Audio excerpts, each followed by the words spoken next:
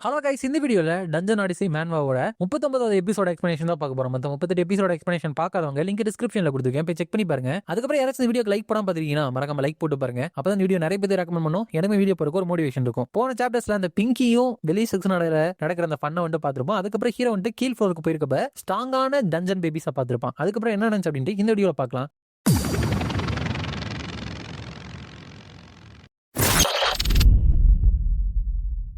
சாப்டரோட ஸ்டார்டிங்ல அந்த red colour demon இருந்துட்டு அங்க இருந்த டஞ்சன் பேபிஸ பத்தி எக்ஸ்பிளைன் பண்றப்போ எதுக்காக சர்ஃபேஸ்ல இருக்கிற மனுஷங்களுக்கும் இந்த கைசர்ல இருக்கிறவங்களுக்கும் போர் உருவாச்சு அப்படின்னு யாருக்குமே தெரியாது. பட் நம்ம எல்லாருமே அதை வந்துட்டு கிரேட் வார் அப்படின்னு சொல்லுவோம். அந்த மனுஷங்க எல்லாமே பிடிக்கப்பட்டு அடிமைகளா யூஸ் பண்ணப்பட்டு வந்துட்டு ரொம்ப நேரம் ஆகல. அவங்க வந்துட்டு ஒரு நேம்லெஸ்ஸான பிரிசனர் ஆஃப் வாராவும் இல்ல உணவாகவும் இருந்துட்டு பயன்படுத்தப்பட்டு இருந்தாங்க. அப்படி கேப்டிவா பிடிக்கப்பட்டவங்களுக்கு பிறந்தவங்க தான் அந்த கைசீரியன்ஸ். அதுலயும் நீங்களும் ஒருத்தவங்க பேரன். இந்த கைசரோட பிளஸிங்ஸ் மூலியமா பிறந்து அவங்க எல்லாருமே சர்ஃபேஸ்ல இருக்கிற மனுஷங்களை விட ரொம்பவே டிஃபரெண்டா வந்து இருந்தாங்க. அவங்களோட இன்ஹியூமனான ஸ்ட்ரென்த் அதுக்கப்புறம் ஸ்டாமினானால சாதாரண மனுஷங்களோட அவங்க வந்து நல்லாவே இருந்துட்டு வேலை செஞ்சாங்க. டிஸ்பைட் எல்லாமே ஒரே இனமா இருந்தாலும் கூட டீப்பான ஃப்ளோர்ல பிறந்த அந்த டஞ்சன் பேபிஸ் எல்லாமே ஸ்ட்ராங்கான பிளெஸிங்ஸ் வந்துட்டு வச்சிருந்தாங்க. இன் ஆஃப் தட் ஹையர் பீயிங்ஸ் வந்துட்டு கூட அவங்க மேல வந்துட்டு கவனத்தை வந்துட்டு செலுத்தினாங்க. எவன்ச்சுவலி ஹியூமன்ஸ் வந்துட்டு எப்படி உருவாக்குறது அப்படிங்கிறதுக்கான ஒரு ஆர்கனைசேஷன் வந்துட்டு இந்த கைசர் அண்டர் வேர்ல்டு கூட டீப்ல வந்துட்டு ஒன்னு உருவாக்கப்பட்டுச்சு. அதனாலதான் மனுஷங்களால கூட ரீச் பண்ண முடியாத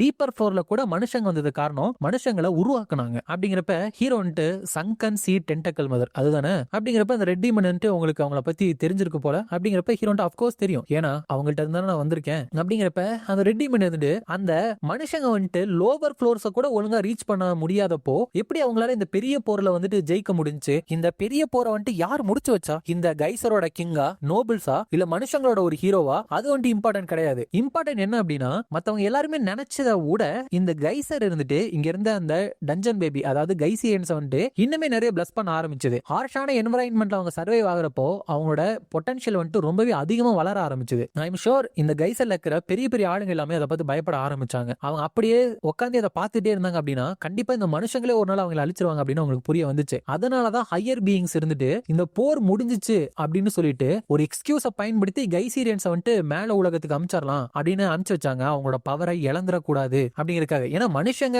அங்க வெளியே போயிட்டா அவ்வளவு வந்துட்டு பவரா மாற மாட்டாங்க அப்படின்னு நினைச்சாங்க. சோ மறுபடியும் எந்த ஒரு மனுஷங்களும் உள்ள வந்து இந்த கைசர்னால பவர்ஃபுல்லா மாறிடக்கூடாது அப்படிங்கிறதுக்காக தான் இந்த வாரையே இருந்துட்டு இவங்களே முடிச்சு வச்சாங்க. ஹவவர் டிஸ்பைட் அந்த ஹையர் பீயிங்ஸ்லாம் அப்படி நினைச்சிருந்தாலும் கூட சில பேர் ஹியூமனிட்டி போகாம அவங்களோட முதுகு திருப்பிட்டு மறுபடியும் இந்த கைசர்ல இருக்கிற பிளேஸுக்கே வந்தாங்க. அவங்கள தான் நாங்க ஃபெயிலியர்ஸ் அப்படின்னு கூப்பிடுவோம் அப்படின்னு சொல்லிட்டு இந்த ஃபெயிலியர்ஸ்க்கான இன்ட்ரோடக்ஷன் வந்துட்டு கரெக்டா கொடுக்குறா. ஹீரோ வந்துட்டு சர்ஃபேஸ்க்கு போகாம இந்த இடத்துல இருந்த டஞ்சன் பேபிஸா எனக்கு வந்து அந்த பாயிண்ட் புரியுது.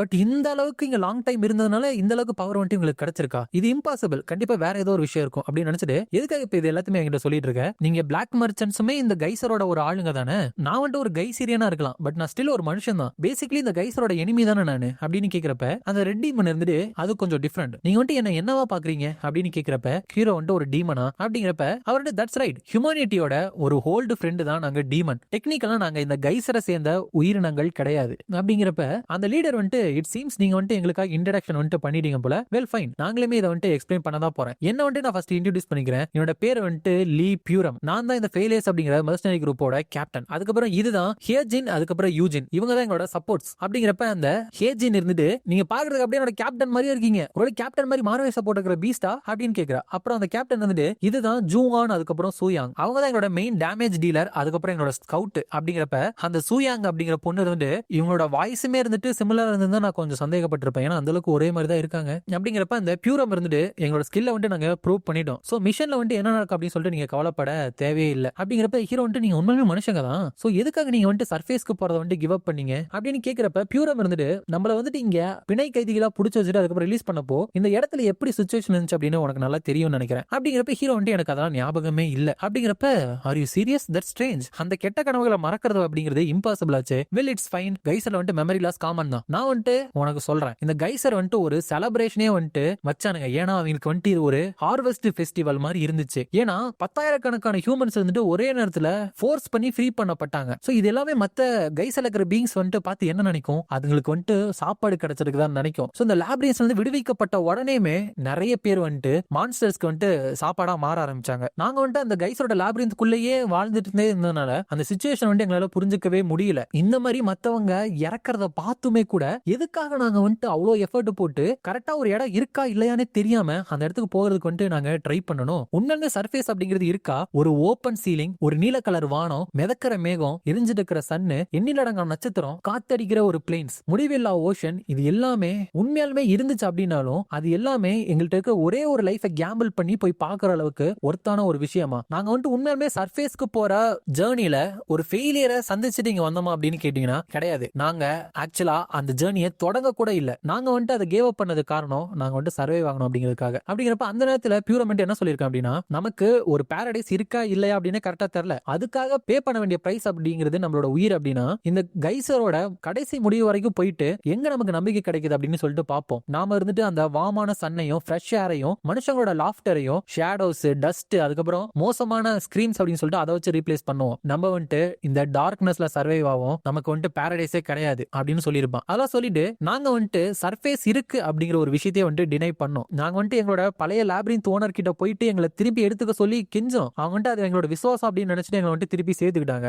அப்படிதான் நாங்க வந்துட்டு ஒரு அடிமையா இருந்ததுக்கு அப்புறம் சோல்ஜர்ஸா வந்துட்டு ஒர்க் பண்ண ஸ்டார்ட் பண்ணோம். எங்களோட லேப்ரின்த் வந்துட்டு வீழ்ந்து போற வரைக்கும். ஷார்ட்டா சொல்றேன், அந்த வார்ல எங்களோட லேப்ரின்த் வந்துட்டு கொல்லப்பட்டு நாங்க வந்துட்டு அங்க இருந்து ஓடி வந்துட்டோம். இப்பயில இருந்தா இந்த ஸ்டோரி வந்துட்டு ரொம்ப இம்பார்ட்டன்டா அண்டர்ஸ்டாண்ட் பண்ணிக்கிறது போகும். நாங்க வந்துட்டு எப்படி இந்த கைசரோட பிளெஸிங்ஸை வந்துட்டு அடைஞ்சோம் அப்படிங்கிறதுக்காக. பட் இது கிளையண்டோட ரெக்வஸ்டாவே இருந்தாலும் உங்கள்கிட்ட சொல்றதுக்கு எங்களுக்கு கொஞ்சம் தயக்கமா தான் இருக்கு. ஏன்னா எங்களோட வாழ்க்கை முழுக்க இவ்வளவு நாள் வந்துட்டு நாங்க கண்டுபிடிச்சது வந்துட்டு இதுதான். நாங்க ரிலீஸ் பண்ணப்பட்டதுக்கு அப்புறம் ஃபர்ஸ்ட் டைம் பாக்குற ஒரு ஃபெலோ ஹியூமன் வந்துட்டு நீயா இருந்தாலும் எங்களால அதை சொல்ல முடியாது அப்படின்னு சொல்ல வரப்ப ஹீரோ வந்துட்டு இன்னுமே நீங்க சர்ஃபேஸ் இருக்கு அப்படின்னு சொல்லிட்டு மறுக்கிறீங்களா? நான் வந்துட்டு 12th ஃப்ளோர்ல பிறந்தேன். இங்க இருக்கிறத விட அது வந்துட்டு டீப்பான இடம். அண்ட் நான் வந்துட்டு சர்ஃபேஸ்க்கு வந்துட்டு போறதுக்கு மேனேஜ் பண்ணேன். நீங்க வந்துட்டு இல்லன்னு சொல்றீங்களே, அதே சர்ஃபேஸ்க்கு தான். அப்படிங்கிறப்ப அங்க இருக்கிறவங்க சர்ஃபேஸா? அது வந்துட்டு உண்மையுமே எப்படி இருக்கும்? உண்மையுமே அந்த இடத்துல காத்து வாமா இருக்குமா? வானத்துல இருந்து திடீர்னு தண்ணி எல்லாம் விழுமாமே, ஐஸ் எல்லாம் விழுங்கலாம் கேள்விப்பட்டிருக்கேன். ஓப்பனிங் ஆன blue ceiling sky, floating clouds, burning சன்லாம் இருக்குமா அப்படின்னு கேக்குறப்ப ஹீரோ வந்துட்டு டெஸ்டினேஷன் சர்ஃபேஸ் பேஸ் ஈஸ்ட்ல ஒரு 50 மீட்டர்ஸ் போர்ட்டல் அப்படின்னு சொல்லிட்டு அந்த இடத்துல போர்ட்டலை ஓபன் பண்றப்ப அப்பதான் இருக்கிற டஞ்சன் பேபிஸ் எல்லாமே சர்ஃபேஸ், அதாவது நம்ம இருக்கிற அந்த தரையை வந்துட்டு பாக்குறாங்க. அப்பதான் ஹீரோ வந்துட்டு ஒரு செம்மையான வார்த்தை சொல்லுவான், நீங்க எல்லாருமே ஃபெயிலியர்ஸ் கிடையாது, நீங்க வந்துட்டு ஜஸ்ட் கொஞ்சம் லேட்டா வந்திருக்கீங்க அவ்வளவுதான் அப்படின்னு சொல்லுவான். அதோட சாப்டர் வந்துட்டு முடியுது.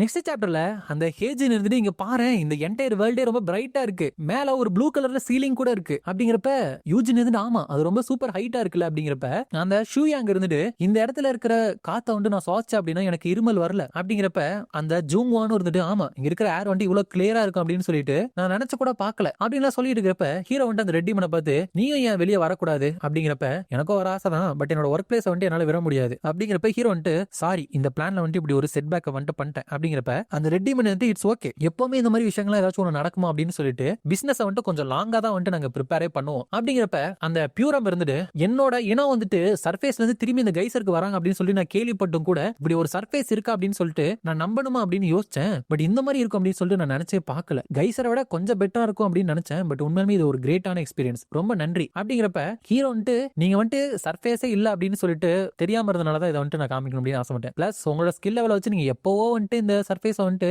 அடைஞ்சிருக்கலாம் அப்படிங்கிறப்பதான் அந்த பியூரம் வந்துட்டு இதுக்கு முன்னாடி ஹீரோ கிட்ட சொல்ல தயங்கின அந்த விஷயம் அந்த கைசர்ல இருக்கிற பிளஸிங்கை பத்தி சொல்றான். இந்த பிளஸிங் ஆஃப் கைசர் அப்படிங்கிறது மானாவை வந்துட்டு ரெஃபர் பண்ணும் அப்படிங்கிறப்ப ஹீரோ வந்துட்டு மானாவா அப்படின்னு கேட்கிறப்ப பியூரம் வந்துட்டு ஆமா கைசர்ல பிறந்த எல்லார்கிட்டயுமே அது இருக்கும், நம்ம கைசீரியன்ஸ் கிட்டே தான். நீங்க எவ்வளவு தூரம் உள்ள ஆழமா போறீங்களோ அந்த அளவுக்கு அது வந்துட்டு கான்சென்ட்ரேட்டடா இருக்கும். சோ எவல்யூஷன் மூலியமா அங்க இருக்கிற பீஸ்ட் எல்லாமே அங்க இருக்கிற மானாவுக்கு வந்துட்டு ஏத்தபடி வாழ்றதுக்காக பழகிக்கிச்சு. இது வந்துட்டு ஒரு ஹைப்போதிசிஸ் தான், பட் நம்ம கைசீரியன்ஸ்க்கு வந்துட்டு எவால்வ் ஆகுறதுக்கு போதுமான டைம் வந்துட்டு கிடையாது. சோ அதனால நம்ம சுத்தி இருக்கிற மானம் வந்து அப்படியே நம்ம வந்து எடுத்துக்க ஆரம்பிச்சோம் அப்படிங்கிறப்ப ஹீரோ வந்துட்டு சோ ஒரே லெவல்ல பிறந்தோம் அப்படின்னா எல்லாருமே ஈக்குவலா ஸ்ட்ராங்கா இருப்போமா அப்படிங்கிறப்ப பியூரம் இருந்துட்டு நீ அந்த சங்கன்சி மதர் இருக்குல்ல அந்த இருக்கிற இடத்த ரெஃபர் பண்றான்னு தெரியுது, பட் அது வந்துட்டு கேஸ் கிடையாது. மானம் அப்படிங்கிறது நம்ம பிறந்த உடனேயுமே கம்ப்ளீட் ஆகிற ஒரு விஷயம் கிடையாது. நீங்க இருக்கிற என்வரான்மெண்ட்டுக்கு சரௌண்டிங்க்கு எப்படி வந்துட்டு நீங்க அட்ஜஸ்ட் ஆகுறீங்க அப்படிங்கறத பொறுத்துதான் க்ரோ ஆகும். நம்ம வந்துட்டு அந்த சன்கன்சி மதரோட கையில வந்துட்டு ஏர்லி ஸ்டேஜஸ்ல மட்டும் தான் இருந்தோம். இட்ஸ் ட்ரூ, அந்த ஷார்ட் பீரியட் ஆஃப் டைம்ல உருவான மானா இருந்துட்டு மேல ஃப்ளோர்ல இருக்கிற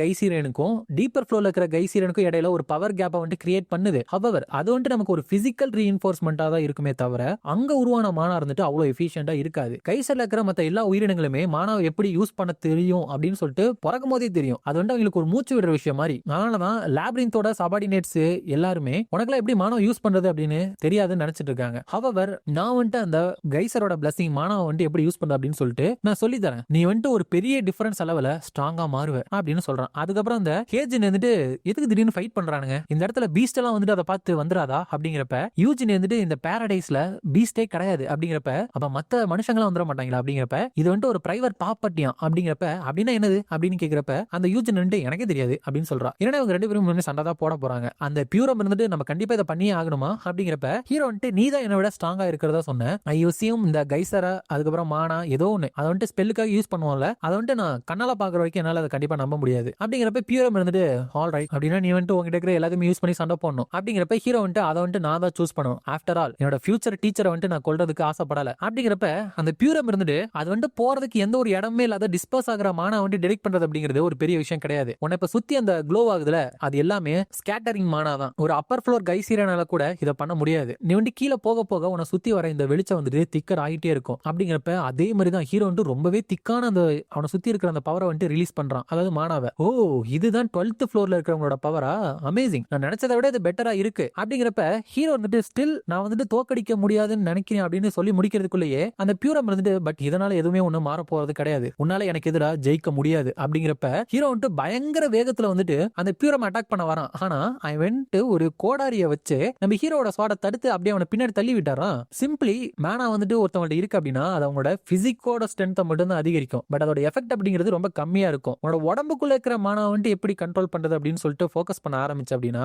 உனக்கு வந்து பெட்டரான ஸ்ட்ரென்த்தும் என்டியூரன்ஸும் அதுக்கப்புறம் எஜிலிட்டி கிடைக்கும். உன்னோட திங்கிங் எபிலிட்டி இருந்துட்டு ஆல்சோ அதிகரிச்சு ஆப்போனன்ட்டோட அட்டாக்கை வந்துட்டு எப்படி குயிக்கா வந்துட்டு டீல் பண்றது அப்படிங்கிற அனலைசேஷன் மெத்தடும் கிடைக்கும் அப்படின்னு சொல்லிட்டு ஈஸியா நம்ம ஹீரோவோட அட்டாக்கை தடுத்து அவனோட ஸ்வாட வந்துட்டு பின்னாடி தள்ளி விட்டு அதுக்கப்புறம் திருப்பி பயங்கரமான ஒரு அட்டாக்கை வந்துட்டு நம்ம ஹீரோ நோக்கி பண்ண வரான். ஆனா லைட்டா சும்மா தொட்டு கொடுத்து நம்ம ஹீரோ பின்னாடி மட்டும் தள்ளி விடுறான். அப்ப ஹீரோக்கு வந்து எவ்வளவு அசிங்கமா காண்டா இருக்கும். அதனால பயங்கர கோவத்துல மறுபடியும் இருந்துட்டு ஹீரோ அட்டாக் பண்ண வரான். நீ வந்துட்டு இன்னுமே இந்த மானா வந்துட்டு நல்லா கத்துக்க ஆரம்பிச்ச அப்படின்னா உன்னோட வெப்பன்குள்ள உன்னோட மானாவை அனுப்ப ஆரம்பிச்ச அப்படின்னா இந்த மாதிரி வெறும் கோடாரிய வச்சு கூட ஒரு அடமான்டியமால ஆன ஸ்வாட கூட உன்னால பிளாக் பண்ண முடியும் அப்படின்னு சொல்லிட்டு நம்ம ஹீரோ வந்துட்டு எத்தி தள்ளி விட்டாராம். இதுக்கு முன்னாடி ஹீரோ இந்த அளவுக்கு மோசமா பெர்ஃபார்ம் பண்ணி நான் பார்த்ததே கிடையாது யாருக்கு எதிராகவும். ஹீரோ வந்துட்டு even though many of the attack இருந்துட்டு லாப்ரின்த் ஓனரை வந்துட்டு எனக்கு டேமேஜ் பண்ணாதான் இருந்தாலும் அட்லீஸ்ட் அவங்க மேல என்னோட அட்டாக் ஆச்சும் படும். பட் இவனை வந்துட்டு என்ன ரீச்சே பண்ண முடியலையே. அதை விட கிரேசி என்ன அப்படின்னா இவன் ஒரு சிங்கிள் ஸ்டெப் கூட எடுத்து வைக்கல, இன்னொரு கையையும் இருந்துட்டு இவன் யூஸ் பண்ணல அப்படின்னு நினைச்சிட்டு நான் வந்துட்டு உன்னை ரொம்ப குறைச்சி எடை போட்டுட்டேன் போல. இதுக்கு முன்னாடி இந்த மாதிரி ஸ்ட்ராங்கான ஹியூமன் கூட நான் சண்டை போட்டதே கிடையாது, இது வந்துட்டு